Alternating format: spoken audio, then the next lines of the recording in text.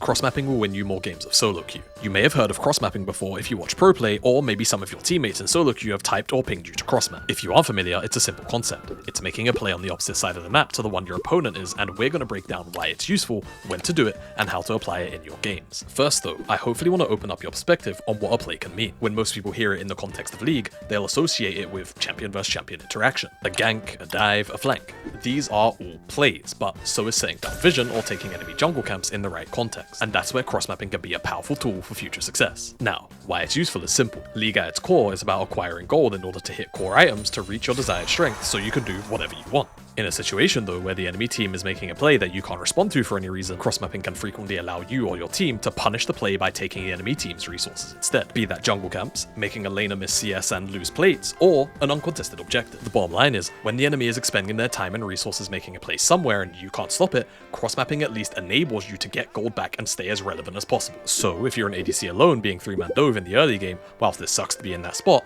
if your team is making a play elsewhere and getting the exact same back in top lane, you should live a little less stress knowing that the total gold lead is closer than if everyone rushed to defend the play that they wouldn't have made it to anyway. A good rule to live by is that just because something feels bad for your game, it doesn't mean it's bad for the game. In terms of when you should be looking to cross-map, it's usually based on two things: where the junglers are in the early game, and whether or not ahead of time it looks too risky to contest an objective. Enemy jungler showing bot for a while and covering the gank isn't reasonable? Assess whether you can angle for something top. They have a stronger early game comp you don't, and fighting at grubs looks bad? Try and prep for a dive bot if it looks like they've left the ADC alone by himself. What makes it such a good habit is that it isn't strictly an early game concept. How many times in solo queue have you seen a jungler commit to a play bot once Baron is spawned, and then the enemy team gets Baron? That is a correctly executed cross-map. There are next to no points in a game where it isn't an option, so adding it to your decision-making repertoire will undoubtedly lead to more positive situations if applied properly. So, from your next game, if you can, start to make it a habit, because